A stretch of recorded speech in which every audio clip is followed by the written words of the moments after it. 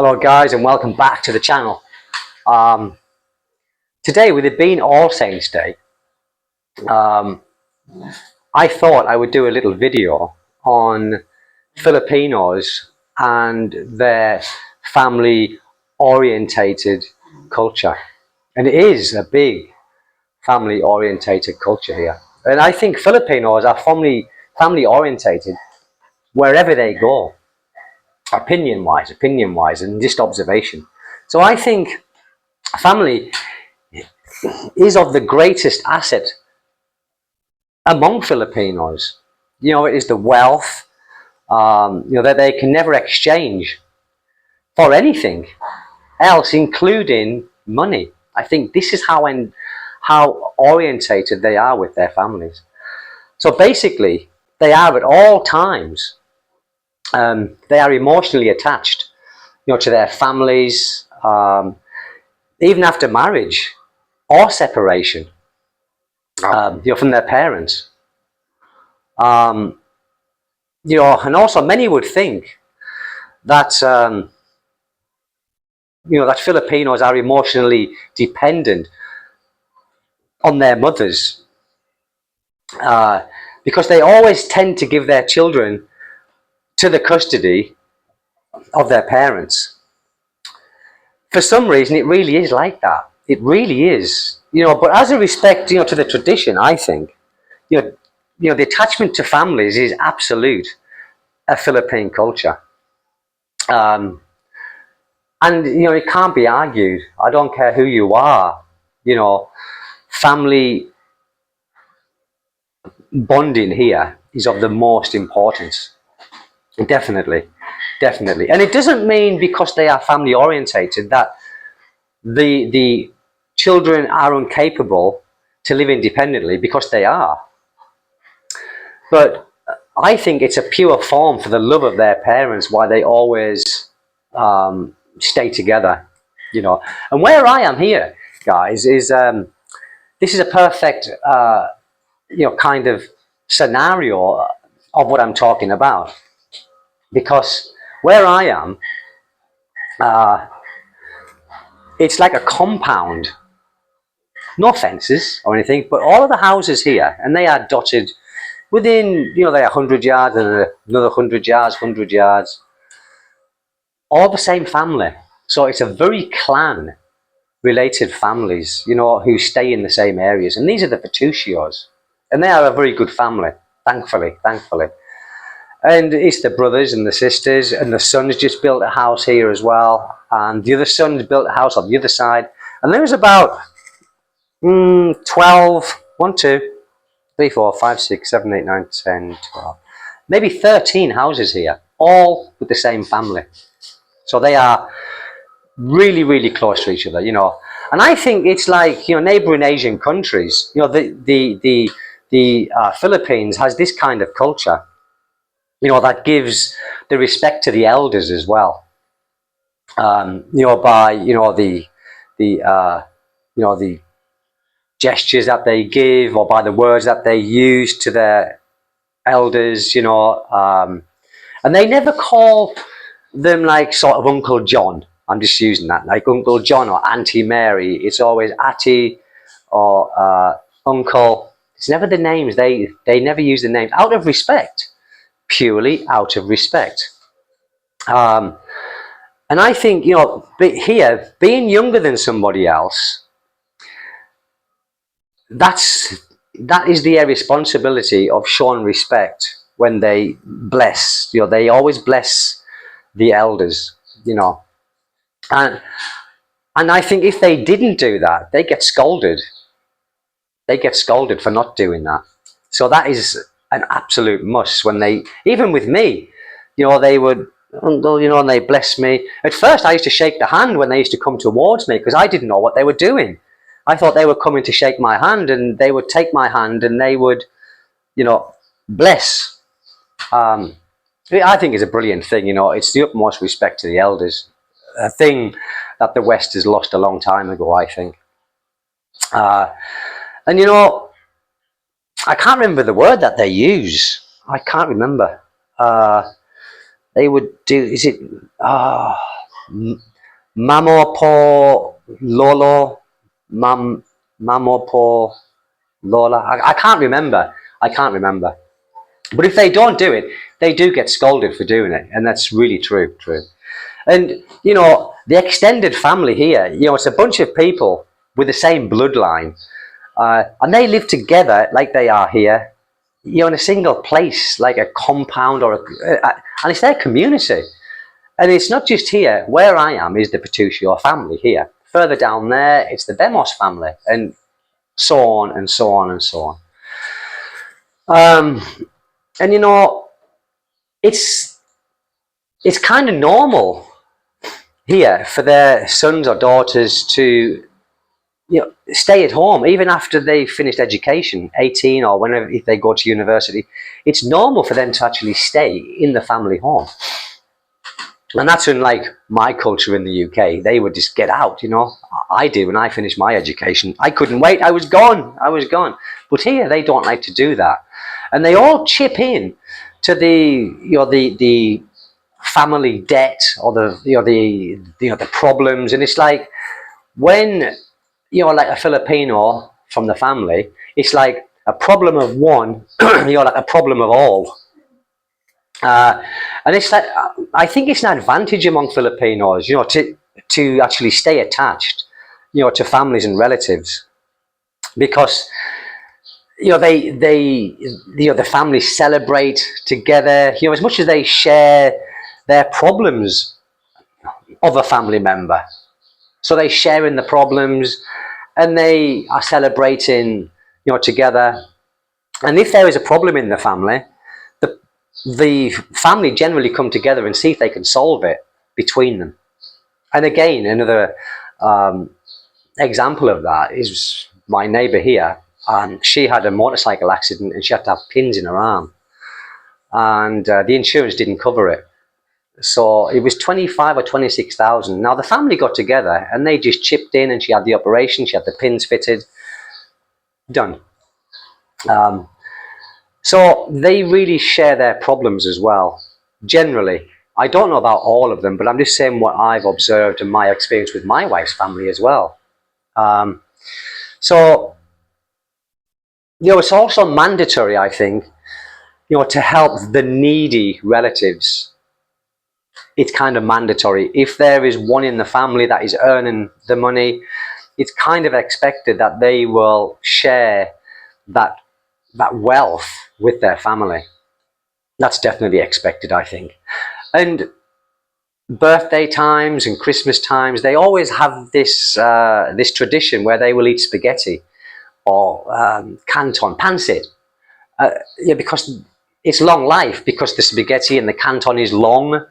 They eat it and they all say long life, and they eat it, So it's just a tradition that I've never seen before. I've never seen, the culture of the people. I've never seen it before. And I think, many Filipinos live with each other, not because they can't live on their own or they aren't independent to do so. It's that they don't particularly want to. I've seen people here when they've got married, like, the guy who's just built a house here, the son of the person here, and they've got 2 children, and they've built a house which is literally, oh my goodness, 20 yards from the father's house. They built a house there, and they just share everything. And because he's working, he's got a good job actually, and he shares his wealth with the family. And when there is a special event on, the person they all put their money in the pot, and chip in and buy things. It's kind of been unselfish. They are very unselfish. Not like in the West, like my money's my money, your money's your money, sort of thing. It's not really like them. It's not really like them. And it's like here as well. They even prioritize their families, I think, more than their own professions. So whether a family member is in danger, someone else, from a family tends to leave the class if they are in classes, or they will leave work and they will come back immediately and see what's going on, or they will have a family meeting. That's what happens here, and it happens here very regular, very, very regular. And I think it's a great thing, and it's a tradition that used to be in England. It used to be, but now not so much. I think because people are so, it's a fast pace of life. It's a very competitive way of life in the West, I think, and people haven't really got the time to be thinking about family members and how they are feeling in bad times, emotional times. So this is what I think anyway. And I also think that having this family tradition of closeness, all of the family members feel that they can cope with maybe poverty and maybe the problem with the electricity bills and things like this, because they are all together and they will all help each other one way or the other. They will all surely help each other one way or the other. And Filipino families, they treat, I think, they treat their families better than other cultures, I think. You guys might have a different, concept of what I'm observing and what I've observed over the last 7 years. My wife's family, they don't live here really. Her auntie and uncle live in Dipolog City, which is, not far from here really. 25 minutes on my motorcycle to get there. And at Christmas time, we always go around there. We have the Christmas, the Christmas games and exchange gifts. Only small gifts, not expensive gifts or anything like that. But it doesn't have to be an expensive gift here, as long as it's something. In my country, in England, the gifts that people are expected to be given, they always look for the most expensive gifts. If it's not expensive, they aren't interested. And I'm sorry, guys, but that's true. It's true. It's all about who's got the most expensive gift. Even if it's not. And I think to have that tradition of just giving them something, anything, is just a small little token of appreciation, it's well appreciated. And what I do here, because my wife's uncle and auntie, they really raised her from when the time her grandmother died, because she was brought up by her grandmother, which is a common thing here too. But then when my wife's grandmother died, for them to continue the schooling, they needed some financial help. This was many, many, many years ago. So her uncle and auntie took it upon themselves to be the financial supporters of my wife to get her through education, through her college and a university as well. And they paid for all that.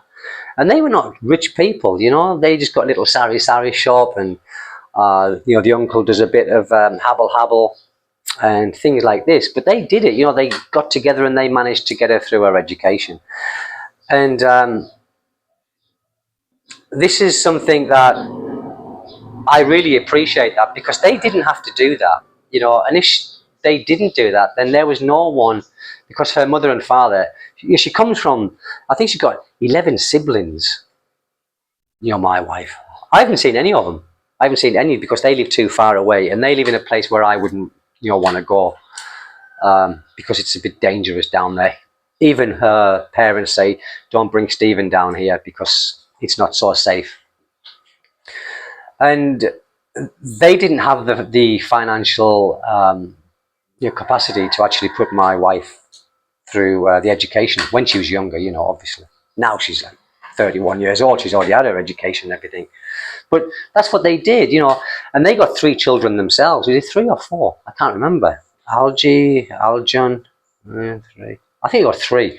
So they was having to do that with their children as well. But yeah, they struggled for years doing it. And, when I hear this story, I help them out from time to time, guys, time to time. At Christmas time, I will take some rice round there, and I'll take some fish, and I'll take, a couple of kilos of pork round there, and that's it, and they really appreciate me doing that. And then everyone spends the Christmas Eve together, because they eat on the Christmas Eve here, and the parties on the their Christmas Eve. And then we stay there for the Christmas day. Then we come home, and we've had a damn good time for very little money. And no one is looking, wow, you got more than me. That's more. No one ever says anything like that. Everyone's just pleased with the little gifts that they get, and that's what Christmas is all about.